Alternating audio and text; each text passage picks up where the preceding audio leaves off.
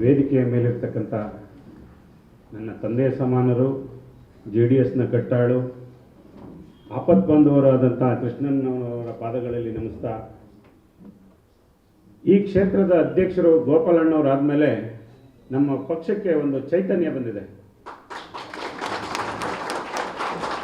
ಅವರಿಗೆ ನಮ್ಮ ನವನಗಳನ್ನು ಸಾಳಿಸ್ತಾ ವೇದಿಕೆ ಮೇಲಿರೋದಂಥ ಗಣ್ಯರೆಲ್ಲರಿಗೂ ಎಲ್ಲರ ಹೆಸರನ್ನು ಹೇಳೋಕ್ಕಾಗಲ್ಲ, ದಯವಿಟ್ಟು ಕ್ಷಮಿಸಬೇಕು. ನನ್ನ ಆತ್ಮೀಯರಾದ ಗೋಪಾಲಣ್ಣವರು, ಮಹಿಳಾ ಅಧ್ಯಕ್ಷರು, ಎಲ್ಲರಿಗೂ ನನ್ನ ನಮನಗಳನ್ನು ಸಲ್ಲಿಸ್ತಾ, ಸ್ನೇಹಿತರೆ, JDS ಪಕ್ಷ ದೂರದೃಷ್ಟಿಯ ನಾಯಕ ನಮ್ಮ ದೇವೇಗೌಡರು ಕಟ್ಟಿರ್ತಕ್ಕಂಥ ಪಕ್ಷ. ಈ ಪಕ್ಷ ಯಲಹಂಕದಲ್ಲಿ ಯಾಕೆ ವೀಕ್ ಆಗಿದೆ ಅಂದರೆ, ನಮಗೆ ಎಲೆಕ್ಷನ್ನಲ್ಲಿ ಸಿಗ್ತಕ್ಕಂಥ ನಾಯಕರು ಓದ ಪಟ್ಟ ಬಂದ ಪಟ್ಟ ಅಂತ ಹೊರಗಿನವ್ರು ಸಿಗ್ತಾ ಇದ್ದಾರೆ. ನಮ್ಮ ಆಪತ್ಕಾಲದಲ್ಲಿ ಯಾರು ನಮಗೆ ಸ್ಪಂದಿಸ್ತಾರೆ? ಸ್ಟೇಷನ್ನು, ಒಂದು ರೆವಿನ್ಯೂ ಆಫೀಸ್ ಇರಬೇಕು, ಯಾರು ನಮಗೆ ನಾಯಕರು? ನಾವೆಲ್ಲ ಕೃಷ್ಣಣ್ಣವ್ರ ಮೇಲೆ ಡಿಪೆಂಡ್ ಆಗಿಬಿಟ್ಟಿದ್ದೀವಿ. ಅವರು ಎಷ್ಟು ಜನಕ್ಕೆ ಅಂತ ತಾನೇ ಸ್ಪಂದಿಸ್ತಾರೆ. ಅದರಿಂದ ಮುಂದಿನ ಚುನಾವಣೆಯಲ್ಲಿ ಈ ಕ್ಷೇತ್ರದ ಅಭ್ಯರ್ಥಿ ಕೃಷ್ಣಣ್ಣವರೇ ಆಗಬೇಕು ಅಂತ ನಾನು ಈ ಸಭೆಯಲ್ಲಿ ಕೇಳ್ತಿದ್ದೀನಿ.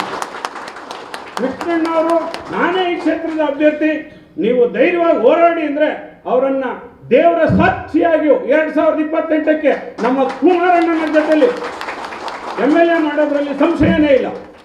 2028ಕ್ಕೆ ಸೂರ್ಯ ಚಂದ್ರರದು ಎಷ್ಟು ಸತ್ಯನೋ, ಕುಮಾರಣ್ಣ ಮುಖ್ಯಮಂತ್ರಿ ಆಗೋದು ಈ ಮೈತ್ರಿ ಇಲ್ಲಿ ಅಷ್ಟೇ ಸತ್ಯ.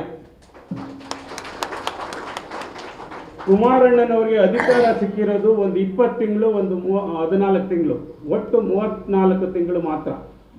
34 ತಿಂಗಳಲ್ಲಿ ಅವರು ಗ್ರಾಮ ವಾಸ್ತವ್ಯದಿಂದ ಬಡವರ ಹತ್ರ ಸೇರಿದ್ದಾರೆ, ಬಡವರ ಬಂಧು. ಈ ಲಾಟ್ರಿ ಯೋಜನೆಯಿಂದ ನಮ್ಮ ರೈತರು ಎಷ್ಟು ಆತ್ಮಹತ್ಯೆ ಮಾಡ್ಕೊತಾ ಇದ್ರು. ಲಾಟ್ರಿಯನ್ನು ನಮ್ಮ ಬಕ್ಕಸ ಬರಿದಾದ್ರೂ ಪರವಾಗಿಲ್ಲ, ಈ ಲಾಟ್ರಿ ಅಂತ ಅವಿವೇಕಿ ಈ ಸಂಸ್ಕೃತಿನ ತೆಗಿಬೇಕಂತ ಲಾಟ್ರಿ ನಿಷೇಧವನ್ನು ಮಾಡಿದವರು ನಮ್ಮ ಕುಮಾರಣ್ಣವರು. ಸಾರಾಯಿ ನಿಷೇಧವನ್ನು ಮಾಡಿದಂಥವರು ನಮ್ಮ ಕುಮಾರಣ್ಣವರು. ಬಡವರಿಗೆ ಸೈಕಲ್ ವಿತರಣೆ, ಬಡ ಮಕ್ಕಳಿಗೆ ಸೈಕಲ್ ವಿತರಣೆ ಮಾಡಿದವರು ನಮ್ಮ ಕುಮಾರಣ್ಣವರು. ಅವರು 32 ತಿಂಗಳು ಆಡಳಿತ ಮಾಡಿದ್ರು ಇಷ್ಟೊಂದು ಯೋಜನೆಗಳನ್ನು ಮಾಡಿದ್ದಾರೆ.